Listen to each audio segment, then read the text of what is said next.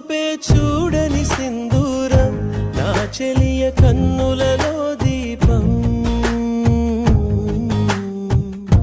తూరుపే చూడని సింధూరం నా చెలియ కన్నులలో దీపం పలుకులే తీయని మధుకావ్యం తన తలపు వెన్నెల జలపాతం నీ ఊహలనే నా ఊపిరిలో కలిపేసినది హృదయం